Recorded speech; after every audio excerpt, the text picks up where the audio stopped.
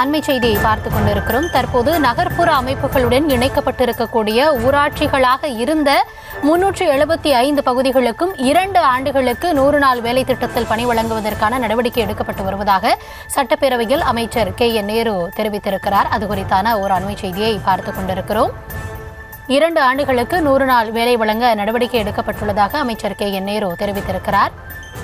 ஊராட்சிகளை நகர்ப்புற அமைப்புகளோடு இணைத்ததை அடுத்து அங்கு 100 நாள் வேலைவாய்ப்பு எங்களுக்கு பறிபோகும் என பல்வேறு பகுதிகளில் தொடர்ச்சியாக மக்கள் போராட்டத்தில் ஈடுபட்டு வந்த நிலையில் இன்றைய தினத்தில் சட்டப்பேரவையில் அமைச்சர் இதுபோன்ற ஒரு கருத்தை பகிர்ந்து கொண்டிருக்கிறார். அதன் அடிப்படையில் 375 பகுதிகளுக்கு 2 ஆண்டுகளுக்கு 100 நாள் வேலை திட்டத்தில் பணி வழங்க நடவடிக்கை எடுக்கப்பட்டு வருவதாக கூறப்படுகிறது. விரிவான விவரங்களுக்காக இணைகிறார் எம்முடைய செய்தியாளர் பாரி கார்த்திக். கூடுதல் விவரங்களை வழங்கலாம்.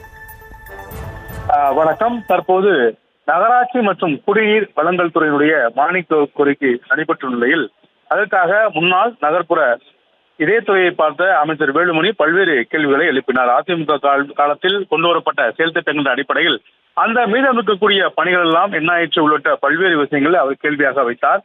அதற்கு பதில் கூறிய தற்போது நகராட்சித்துறை மற்றும் குடிநீர் வழங்கல் துறை அமைச்சராக இருக்கக்கூடிய KN நேரு கிட்டத்தட்ட தமிழகத்தில் மட்டும் 871 ஊராட்சிகளை நகர்ப்புற அமைப்புகளுடன் இணைக்க கருத்துக்கள் பெறப்பட்டுள்ளன என்றும், ஆனால் மக்கள் எதிர்ப்பால் 375 ஊராட்சிகளை மட்டுமே நகர்ப்புற அமைப்புடன் இணைத்திருக்கிறோம் என்றும், அவர்களுக்கும் 110 நாட்கள் காலக்கெடு வழங்கி கருத்துக்களை கேட்டிருந்த பிறகுதான் நகர்ப்புற அமைப்புகளுடன் இணைத்தோம் என்றும் தெரிவித்திருக்கிறார். தற்போது நகர்ப்புற அமைப்புகளுடன் இணைக்கப்பட்டிருக்கக்கூடிய ஊராட்சிகளுக்கு 375 பகுதிகளுக்கு 2 ஆண்டுகளுக்கு 100 நாள் வேலைவாய்ப்பு திட்ட பணி வழங்குவதற்கான நடவடிக்கை எடுக்கப்பட்டு வருகிறது என்றும் தற்போது அமைச்சர் நேரு அவர்கள் தெரிவித்திருக்கிறார்.